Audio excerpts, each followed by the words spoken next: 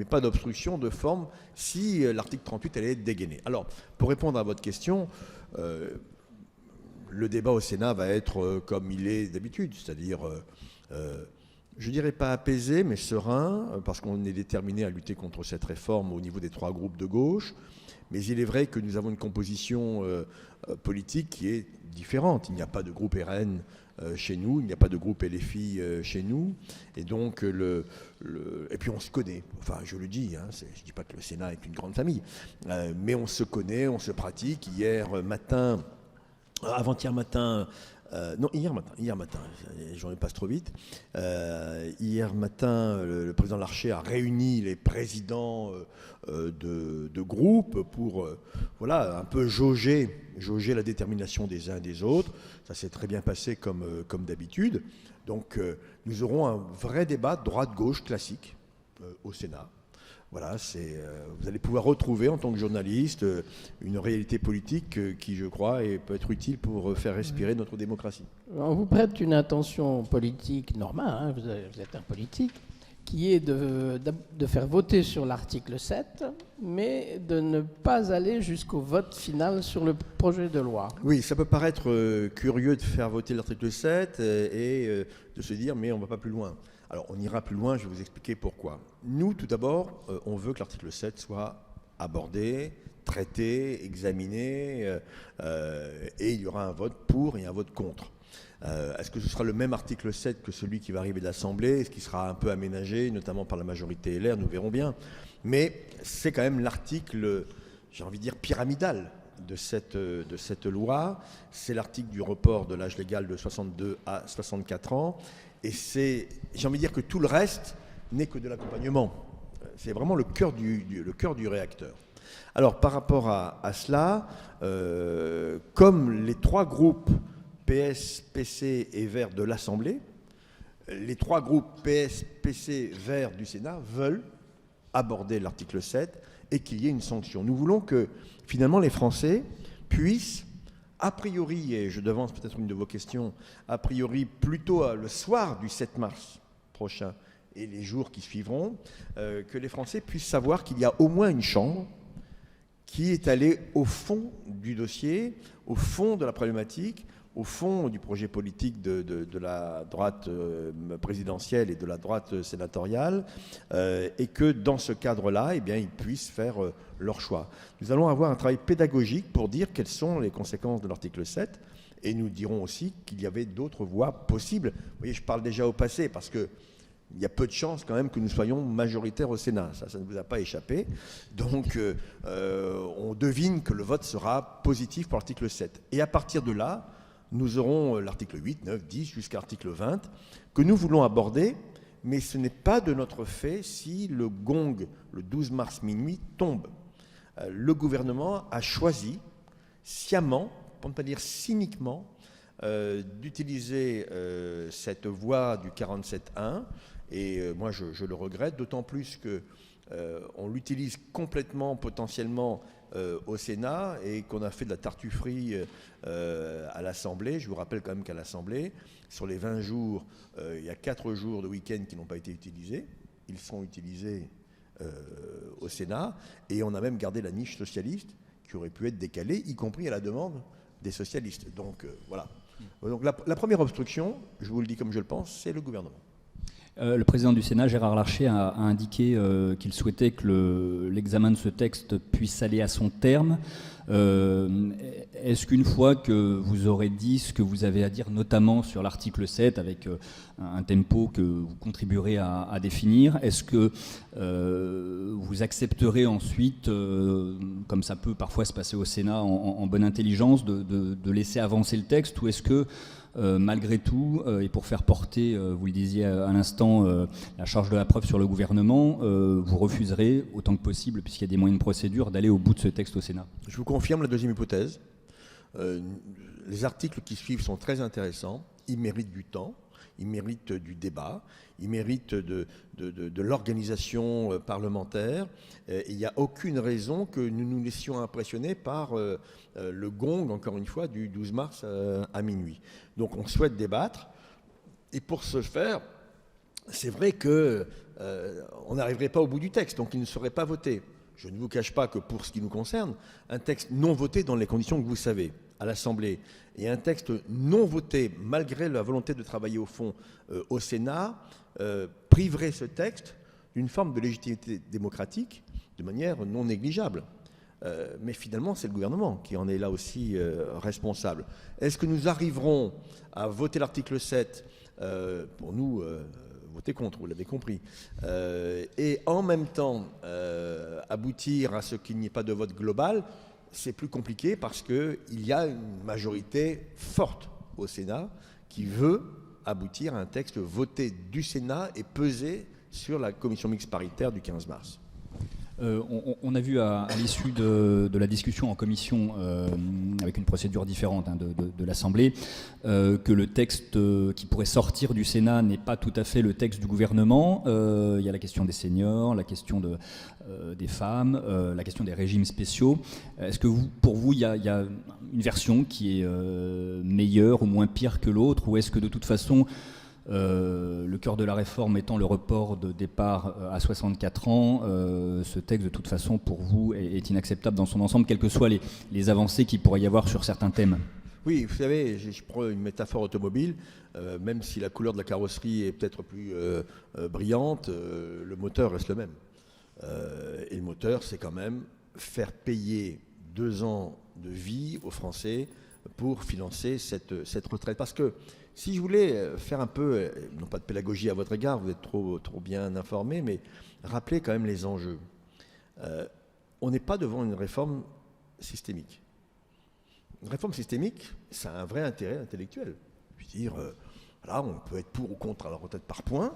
La réforme par points, oui. Voilà, donc ça voilà, il peut y avoir du pour, du contre. Et il y a eu un débat extrêmement intéressant. Là, en dehors des quelques points qui entourent l'article 7 et qui mériteront là aussi des amendements, des enrichissements, là, l'objet, c'est comment je dégage 12 milliards d'euros par an. Parce que, excusez-moi de réduire cela à une équation comptable, mais c'est bien de cela dont il s'agit. Et le 15 décembre dernier, quand j'ai rencontré avec Boris Vallaud, que je ne présente pas ici, Madame Borne, elle a eu... Attention, c'est votre micro. Elle a eu cette expression, je ne sais pas si elle la regretterait aujourd'hui, mais elle nous a dit, devant nous, elle nous a dit, mais la question de cette réforme, c'est son rendement financier. Je reprends l'expression, le rendement financier de la réforme, qu'elle chiffrait à l'époque, et c'est toujours le cas, à 18 milliards d'euros à l'aune de 2030. Donc 18 milliards d'euros d'économie, entre guillemets, sur la partie du produit intérieur brut consacrée au paiement des retraites. Aujourd'hui, on doit être à 340 milliards d'euros, je crois.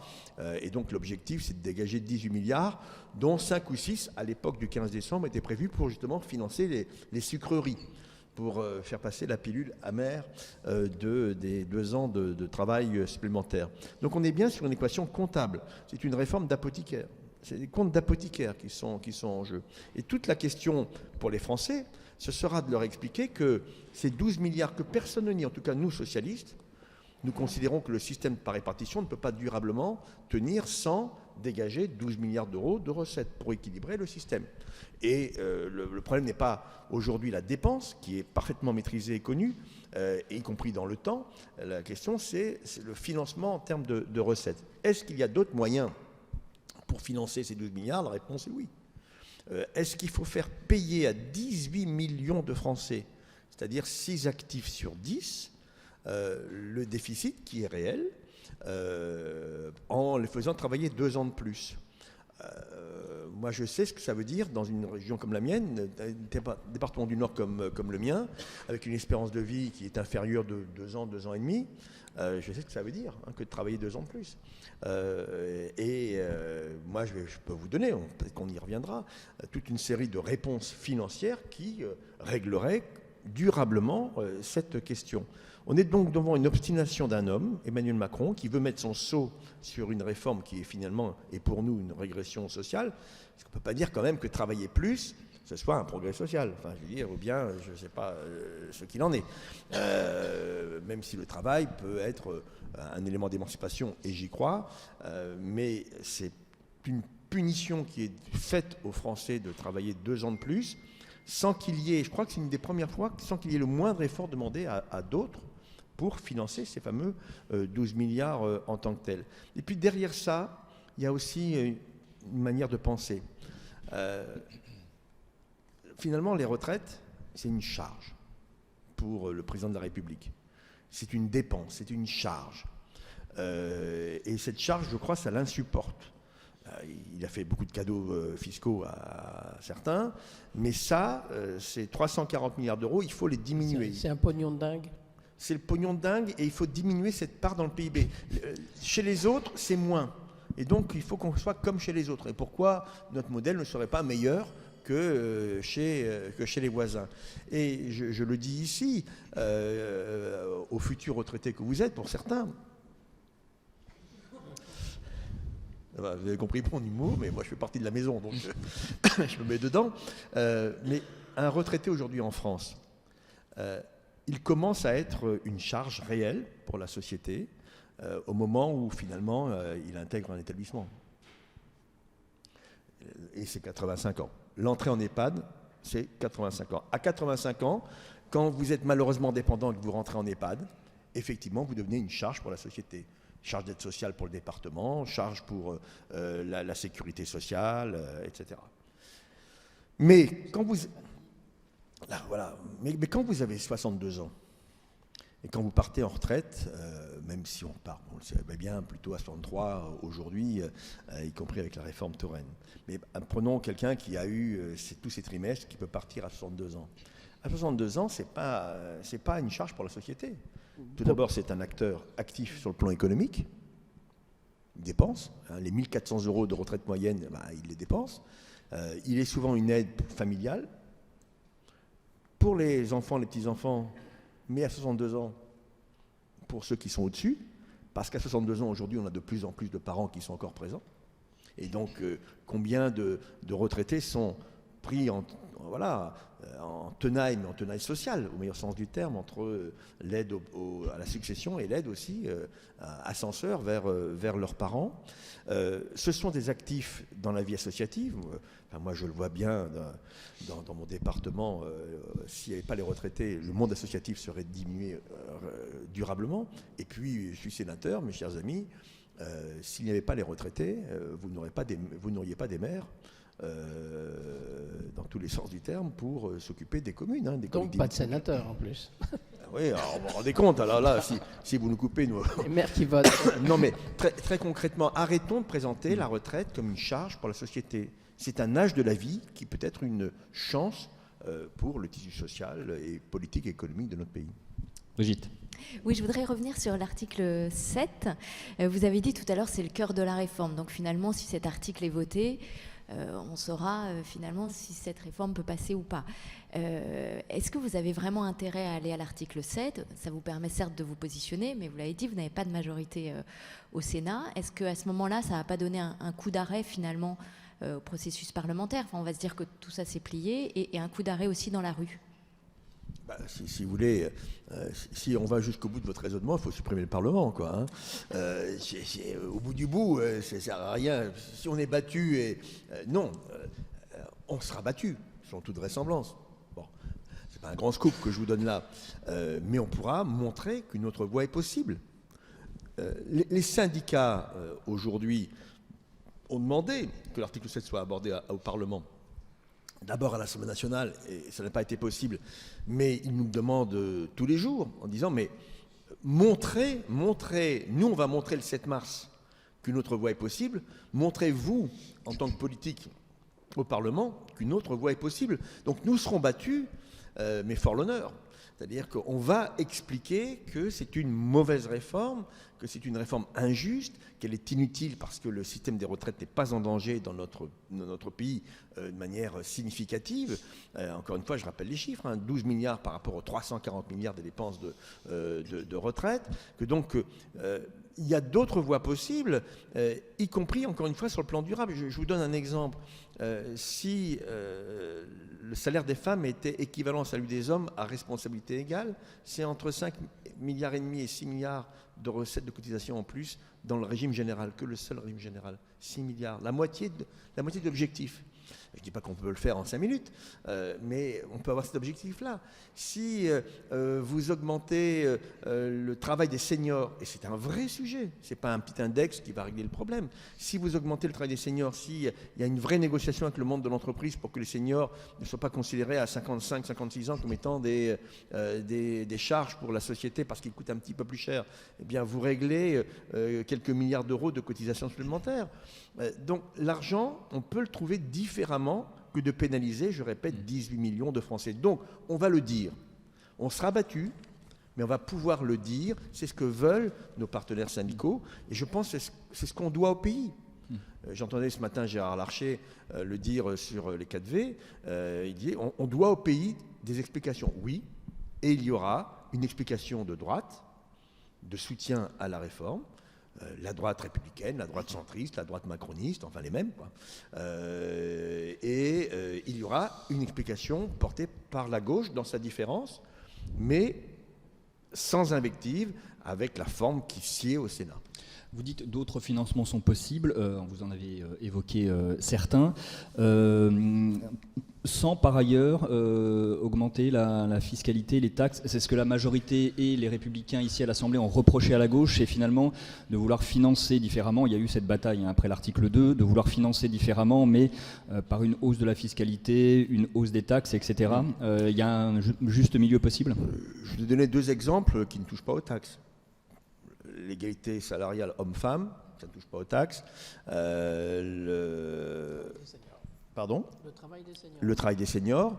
Mais les taxes, moi je peux les évoquer. Alors on pourrait ressortir l'ISF, la flat tax, etc. C'est 5 milliards d'euros quand même, faut pas l'oublier. L'optimisation fiscale, c'est 18 milliards d'euros. Je ne parle pas des 80 milliards d'euros de fraude fiscale.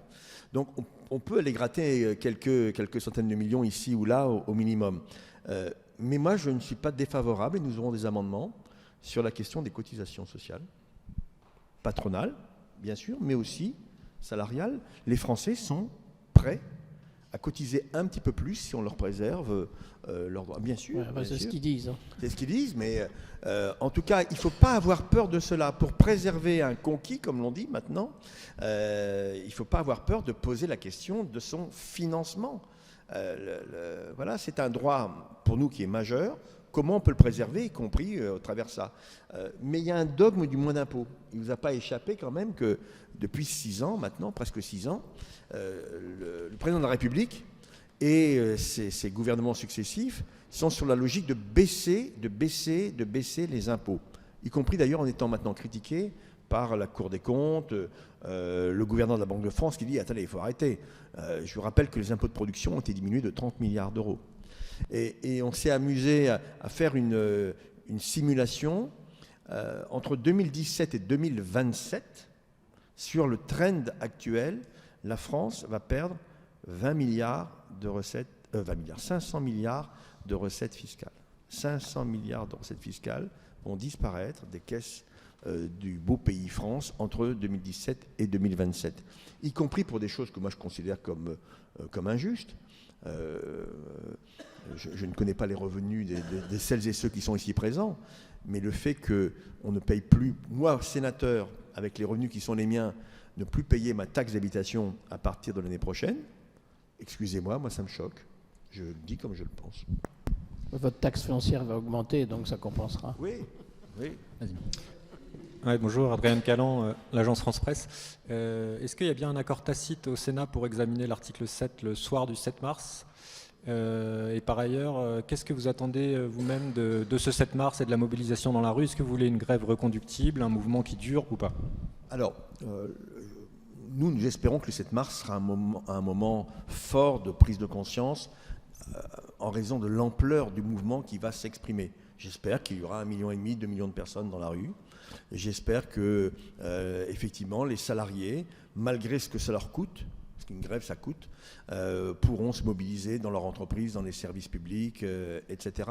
Et qu'un message soit envoyé d'abord, bien sûr, à Emmanuel Macron, qui est quand même très peu prolixe sur la question de la réforme de la retraite, un message envoyé au gouvernement et un message envoyé aussi au Sénat, puisque voilà. Et nous préférons effectivement aborder l'article 7 après ce mouvement, parce qu'il éclairera les débats.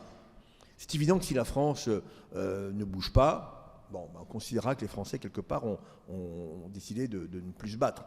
Nous espérons le contraire, et que nous puissions nous servir de cette mobilisation dans les débats pour dire les Français ne veulent pas de cette réforme. Je vous rappelle, vous connaissez les chiffres, 60% des Français n'en veulent pas, et 9 actifs sur 10 n'en veulent pas.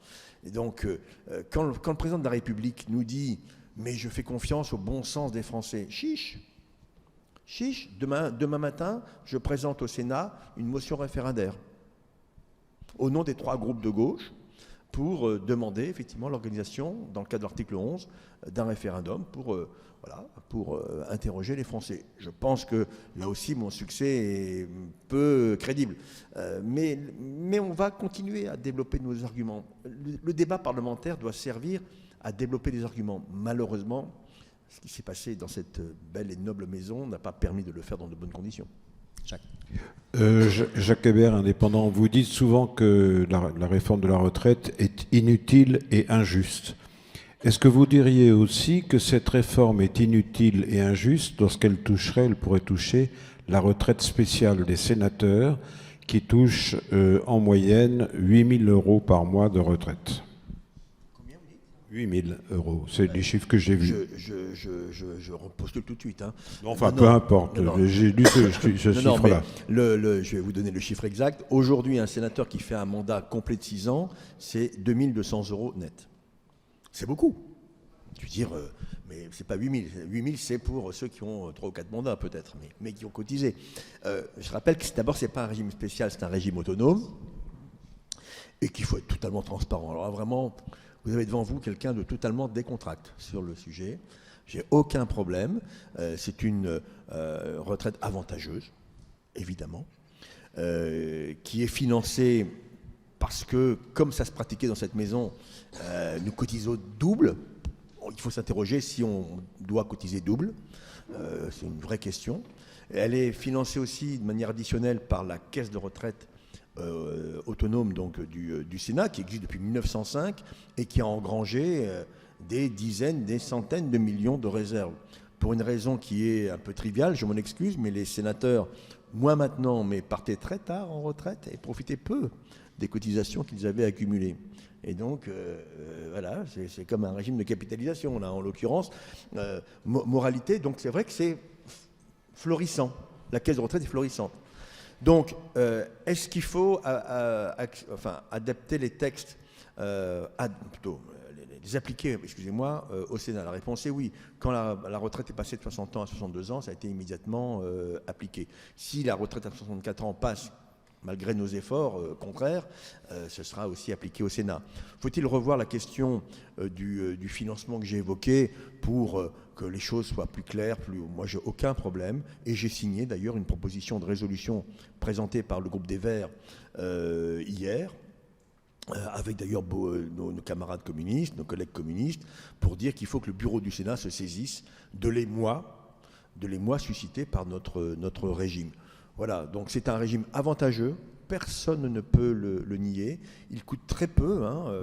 Larcher a été interrogé ce matin aussi sur France 2, et il dit que je crois que l'État abonde à 6 ou 9 millions, je ne sais plus, alors qu'il abonde à 50 millions le régime de retraite des députés. Et puis, un dernier mot quand même pour dire que moi je veux bien qu'on assimile le sénateur à un simple salarié, ou quand je dis simple, un salarié, excusez-moi, un salarié, mais c'est pas un métier, quoi. C'est une mission. Pour nous, sénateurs, qui rentrons, entre guillemets, dans la fonction plus tardivement, en général, que les députés, mais moi je pense aux députés, un cadre député, un cadre du privé qui devient député au bout de 6 ans, au bout de 5 ans, pardon, s'il n'est pas réélu, je vous assure que c'est compliqué. Il faudra aussi évoquer la question du statut des élus. Moi, je ne serais pas choqué, par exemple, qu'on demande des cotisations chômage aux parlementaires, ce qui n'est pas le cas aujourd'hui, pour leur permettre, eh bien, si ça se passe mal au bout de leur mandat, de pouvoir, malgré tout, récupérer un peu d'argent. Donc, si on doit ramener la retraite des parlementaires à un niveau qui soit plus acceptable pour l'opinion publique, disons-le tout simplement, encore faut-il qu'ils aient aussi les mêmes droits que n'importe quel salarié et qu'ils puissent se protéger quand leur mandat s'arrêtera. Parce que je peux vous assurer que parlementaires de base, c'est pas très vendable sur le marché quand ils arrêtent. Ça, je puis vous l'affirmer. Nicolas. Oui, si vous me permettez, juste 2 questions, mais j'ai vu que vous pouviez répondre rapidement. 2 questions qui n'ont rien à voir.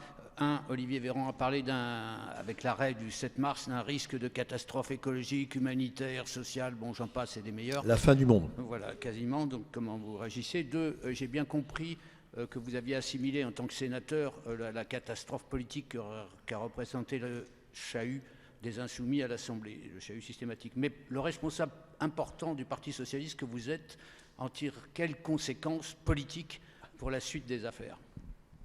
Là, c'est le congrès de Marseille qui revient, là, c'est ça. Alors, sur le premier point, je ne sais pas ce qu'a appris M. Véran hier dans sa conférence de presse, mais bon, c'est tout juste, si vous manifestez le 7 mars, la sécheresse va continuer, quoi. On pourrait résumer à ça, quoi. Parce que vraiment, c'était l'apocalypse. Hein, Véran, ça rime avec Saint-Jean, quoi. Hein, c'est l'apocalypse de Saint-Jean. Il y en a d'autres d'ailleurs. Mais non, il faut arrêter de faire peur aux Français, quoi. Ça démontre une forme de fébrilité. Je pense que le gouvernement a peur du 7 mars. Il a peur du 7 mars et du fait que ça puisse faire bouger les lignes, d'abord au Sénat. Et je peux vous dire que moi, j'entends des parlementaires de droite, dont je dirais le nom par définition, qui se disent, mais vraiment, est-ce qu'on avait besoin de ça maintenant, quoi? Est-ce qu'on avait besoin de cette réforme maintenant? Est-ce qu'il n'y a pas d'autres priorités dans le pays en matière d'inflation, en matière d'inégalité sociale, en matière de creusement des précarités, en matière de services publics de l'hôpital ou de l'éducation nationale? Vous ne croyez pas que le pays avait d'autres angoisses, entre guillemets, à surmonter que celle du financement des retraites, premièrement. Deuxièmement, Nicolas, sur les conséquences. Moi, vous le savez, hein, je ne suis pas un LFitophile, ou je ne sais pas quoi, ou un LFiphile. Je reconnais que M. Mélenchon a fait 22% le 10 avril dernier, que certains à LFI, dont lui en particulier, considèrent que donc, la vie a commencé le 10 avril et la vie s'est arrêtée le 10 avril à gauche.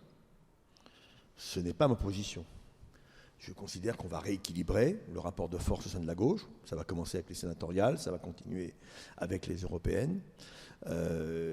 Et nous verrons finalement que cette élection présidentielle est faite pour un homme, au travers de LFI, Jean-Luc Mélenchon, et que la NUPES a été créée pour un homme et avec un homme, Jean-Luc Mélenchon. Il est finalement au centre de toutes les problématiques. Et on l'a vu encore sur l'article 7. S'il n'était pas intervenu, personnellement, il est probable que le groupe LFI aurait décidé de retirer toute une série d'amendements pour que l'article 7 soit finalement abordé. Donc son influence est quand même très forte. Elle est même tellement forte qu'il voudrait qu'elle vienne investir le Sénat.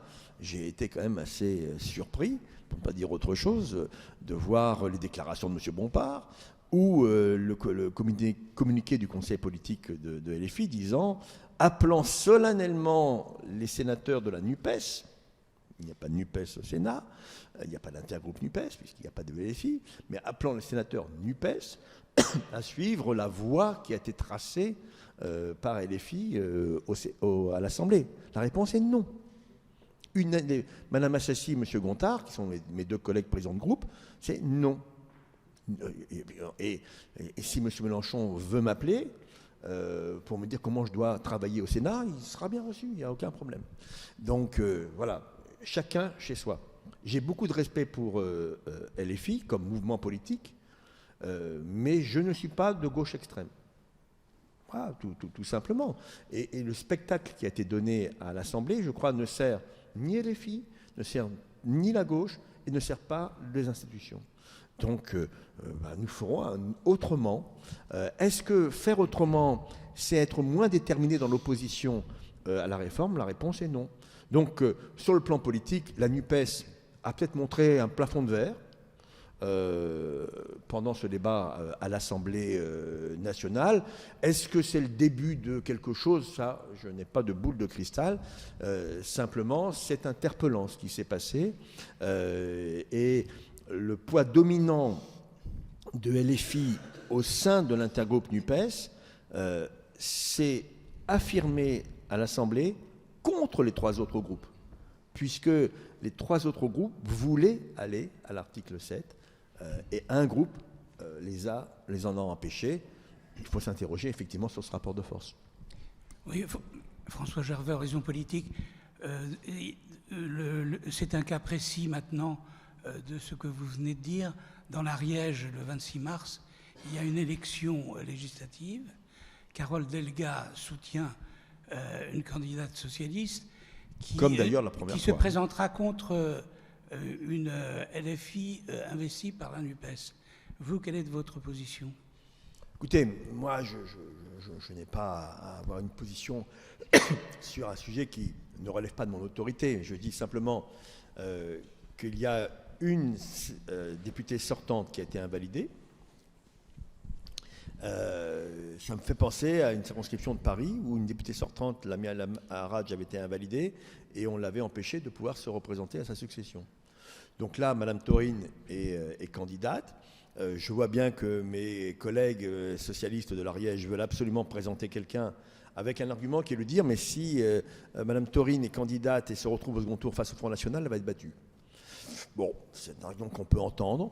Le débat aura lieu dans les instances compétentes du Parti socialiste, et notamment, a priori, si j'ai bien compris, au Conseil national du 11 mars. Mais c'est un sujet, effectivement, qui est très chaud. Je vous le confirme. En tout cas, pour ce qui me concerne, je me plierai, parce que je suis un militant socialiste, à la décision de mon parti. Vraiment, je le dis très, très simplement. Mais ça vous montre quand même que les relations entre LFI au plan local et les socialistes ne sont pas simples. Mais c'est dû à quoi? Vous savez, c'est simple. Hein. Nous avions près de 400, je crois, candidats préparés à l'élection législative. Près de 400. On en a sacrifié plus de 300 dans le cadre de l'accord avec la NUPES. Il ne faut pas croire que ça se passe comme ça en claquant des doigts, quoi. Il y a des conséquences, il y a des dégâts collatéraux manifestement. Est-ce que cet accord était déséquilibré? Moi, je pense que oui. Et je rappelle que le taux de réussite des candidats socialistes a été le double du taux de réussite des candidats LFI au second tour dans cette élection législative. Voilà, donc il faut que le PS retrouve sa place centrale. Je pense que c'est ça qui est l'enjeu aujourd'hui, sauf à considérer que l'union de la gauche qui a été imaginée repose maintenant sur un axe central qui serait LFI. Ce n'est pas ma position. Gérard? Oui, Gérard Leclerc.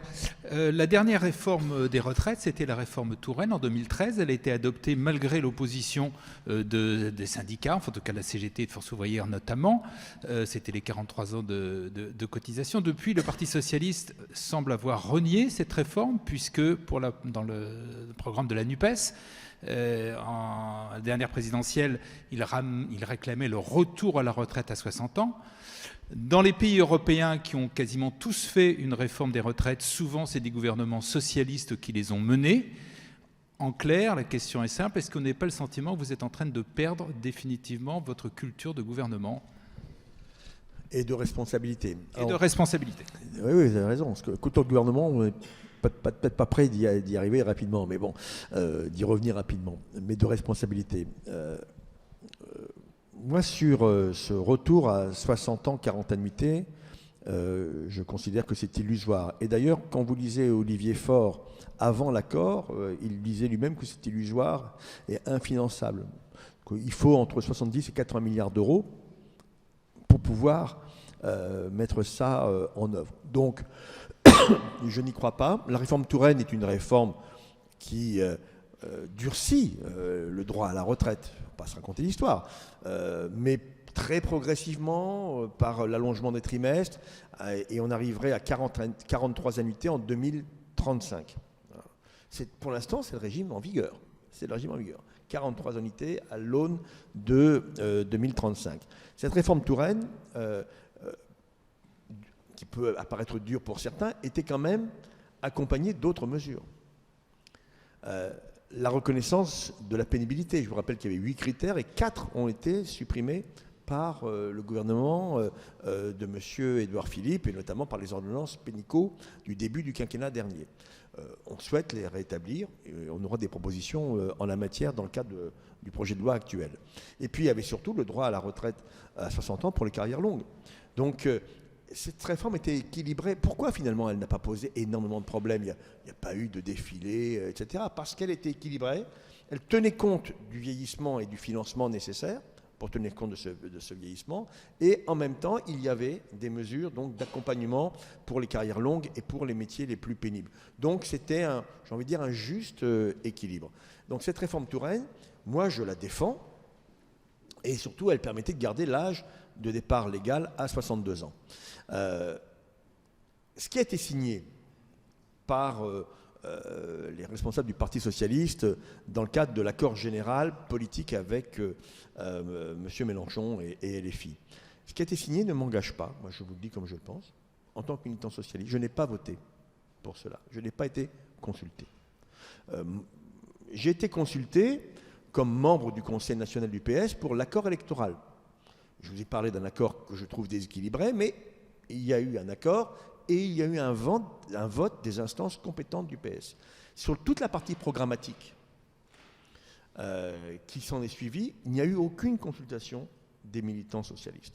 Donc je considère que ma direction nationale de l'époque a signé, mais qu'elle n'a pas eu de mandat des militants socialistes en la matière.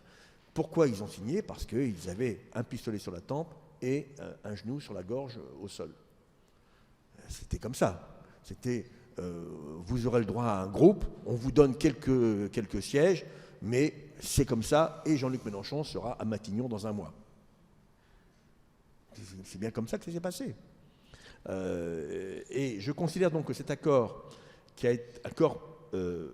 programmatique qui a été élaboré pour un moment donné, qui ne s'est pas traduit par un succès, puisque la gauche a été très très loin de pouvoir prétendre à la majorité au sein de l'Assemblée nationale. Donc cet accord, pour moi, je ne dis pas qu'il est caduc, mais il doit être totalement revisité, y compris au regard des échéances à venir. Voilà, donc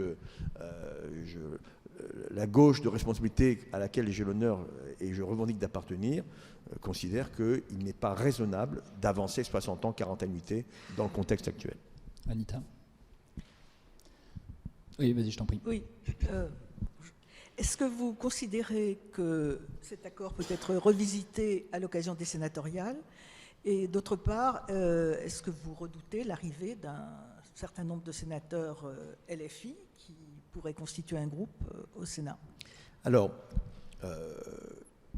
aujourd'hui, je peux me tromper dans mes calculs, mais je n'ai vu aucun département où, par leur propre force, les grands électeurs LFI existants pourraient transformer leur voix en siège de sénateur.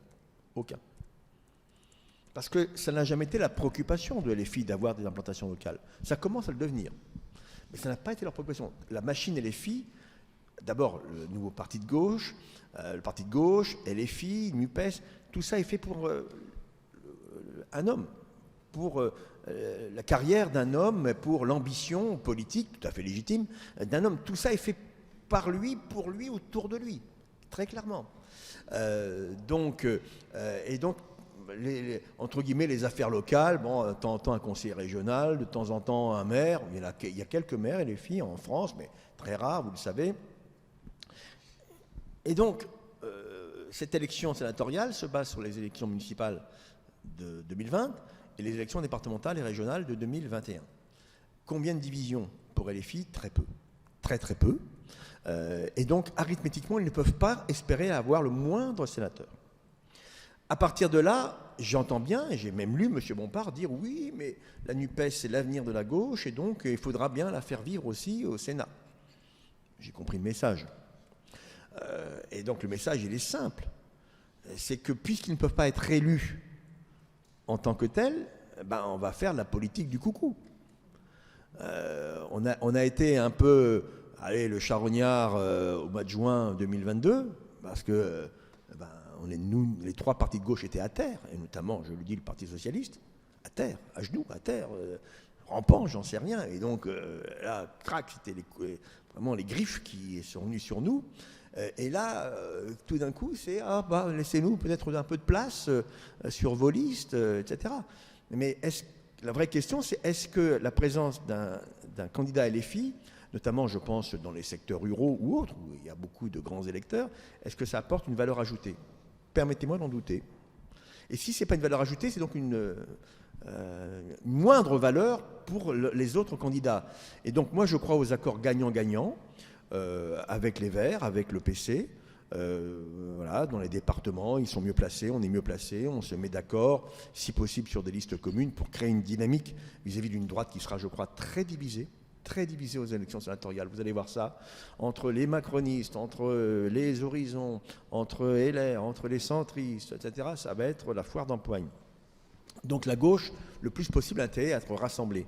Mais de là à laisser une place à 1 ou 2 ou 3 LFI, 10, je ne pense pas, c'est une question qu'il faut d'abord poser au premier secrétaire du Parti socialiste, qui, j'ai bien compris, a dit qu'il n'y aurait pas d'accord NUPES aux européennes, mais il peut y avoir, il peut ne pas y avoir d'accord NUPES aux européennes, mais il peut y avoir des accords ponctuels avec une autre formation politique. Il faut savoir lire entre les lignes de ce qui est évoqué.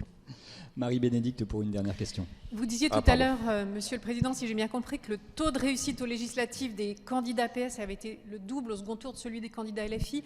Est-ce que vous estimez que sans accord NUPES, il y aurait eu plus de députés socialistes ou pas?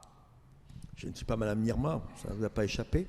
Ce que je sais, c'est qu'il n'y avait pas eu d'accord en 2017 et on a fait 33, je crois, députés. Alors que Benoît Hamon était au même niveau que Madame Hidalgo.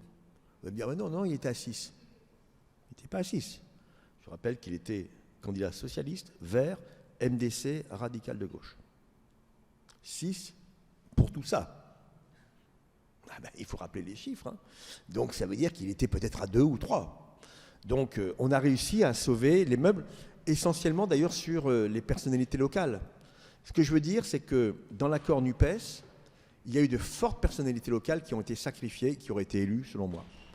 Alors, est-ce que ça compense, voire même plus, les jeunes députés que je salue, socialistes, qui ont été élus grâce à l'accord? Parce que, objectivement, sans accord NUPES, on ne battait pas Véran. Par exemple, c'est manifeste. Mais est-ce qu'ailleurs, on aurait pu faire passer plus de personnalités connues et reconnues sur le territoire, alors que bien souvent les candidats de LFI étaient peu connus? Je ne suis pas devin, mais je ne pense pas que nous aurions terminé notre carrière à 0, quoi.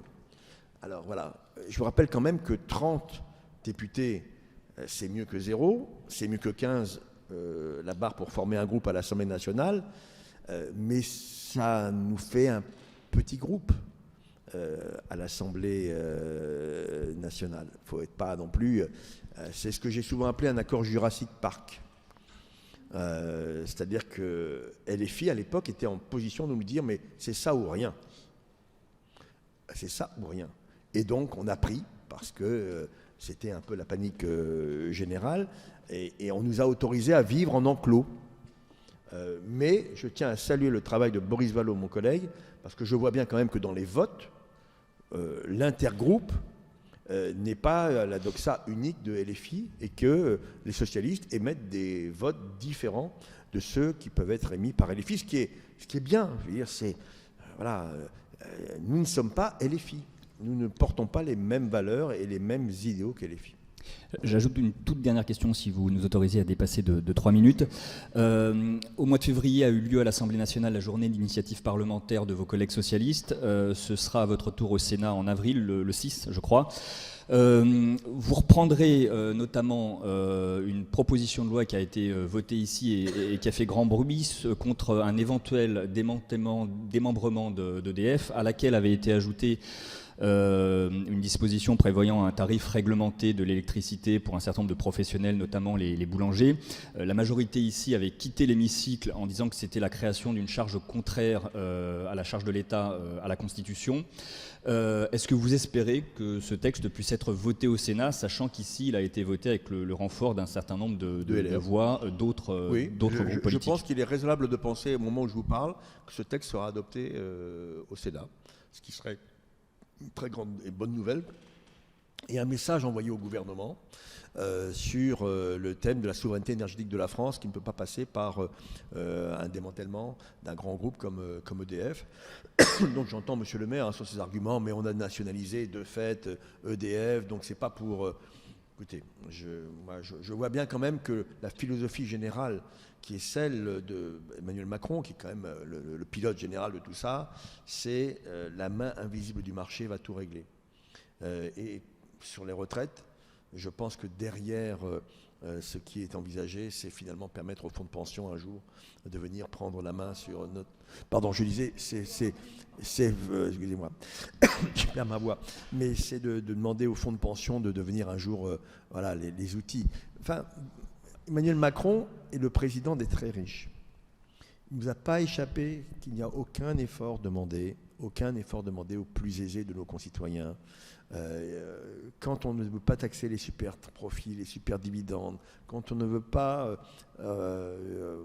créer éventuellement une tranche exceptionnelle au regard de la crise qui est la nôtre en direction de ceux qui ont le plus profité de l'hyper-bouclier fiscal de M. Macron, il est au service d'une minorité, d'une extrême minorité de Français. Il est dans sa logique avec cette idéologie que je combats, qui consiste à dire la richesse va ruisseler naturellement vers les plus pauvres.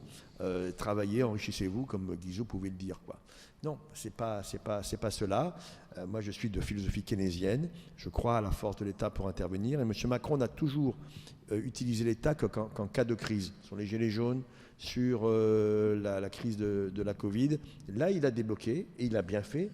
Il a débloqué ce qu'il fallait de l'État pour surmonter ces crises majeures. Mais philosophiquement, c'est un hyper-libéral. Vraiment un hyper-libéral, modèle Thatcher. Moi, je n'ai pas peur de le dire. Et donc, ce qui se passe sur les retraites est un des symboles de cela. Merci Patrick Caner, on va vous laisser un peu de voix pour les jours qui viennent. Merci de nous avoir accordé presque une heure alors que les débats commencent cet après-midi au Sénat. Merci pour votre franc-parler. Juste un mot pour vous rappeler que vous pourrez retrouver l'essentiel de la rencontre grâce au live tweet de notre ami Stanislas Noyer et sur le portail vidéo de l'Assemblée. Et je salue ceux qui sont en numérique. Merci à tous, merci à vous. Merci à vous et bon appétit.